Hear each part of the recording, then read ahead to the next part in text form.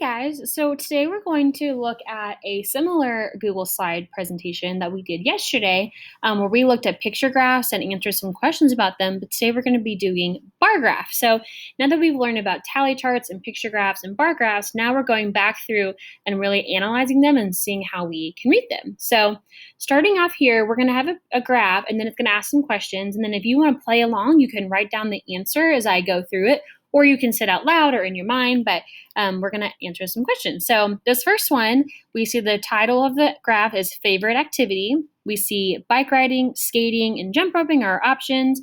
We see our numbers down here in this little label of number of children to know what these numbers are. So the question is, what is this graph about? Is this graph about activities, food, or clothes? Well, the nice thing is our title here says favorite activity. So I know that this graph is about activities. So that would be A, would be our answer. The other question is, how many children like skating best? So I can come down here to skating, go over till the end of the row into this line and go down. It's 3. And the nice thing with this particular bar graph is the bars are broken into squares and rectangles, or rectangles, I guess, sorry. And then I can count 1, 2, 3. So I know that 3 friends picked skating. So that would be letter C, would be our answer. 3 children like skating best. How many more children like bike riding than skating? Now, this one's kind of a tricky one because, sorry about that, because you're trying to compare 2 different groups. And so a couple ways that we can do that is if I know there's more children who like bike riding than skating, I can see how many bike riding votes there are. 1, 2, 3, 4, 5. And then there's 1, 2, 3 skating. So what I could do is I could take the biggest votes amount, so 5 for bike riding, and subtract the smaller amount, 3. So 5 minus 3 would be 2. I also know if I'm comparing this row to this row that I see 1 box and 2 boxes that are below the bike riding row that will be empty. So that means this has 2 less votes than the bike riding, or this has 2 more votes than skating. So how many more children like bike riding than skating? Your answer would be B, 2. How many children like bike riding and jumping rope?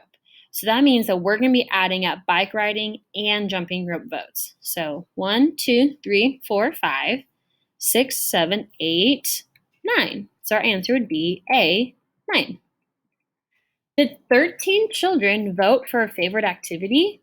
Yes or no? Well, the way I can figure that out is add up all 3 groups and see how many we have in total. So bike riding has 5, 6, 7, 8, 9, 10, 11, 12. So the question is, did 13 children vote for a favorite activity? No, only 12 voted for a favorite activity. So this would be no. Here's a new graph. This one's titled Books Sold at the Bargain Bookstore. We have the different days of the week and then the number of books sold down below. So the question is, what is this graph about? Is it about roses, books, or toys? Well, here in my title it says books, so I know that this graph is about B, books. That's a simple one.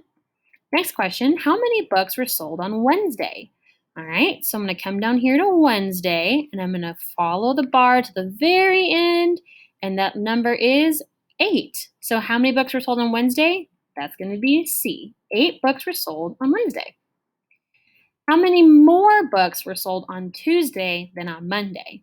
So that means I know Tuesday's going to have more books sold than Monday did. So let's take a look.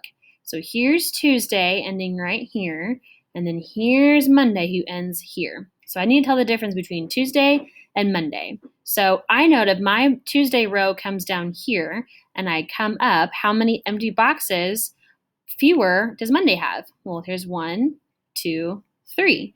So Monday would have A, 3 less books were sold on Monday than there were on Tuesday, or Tuesday had 3 more books sold than Monday.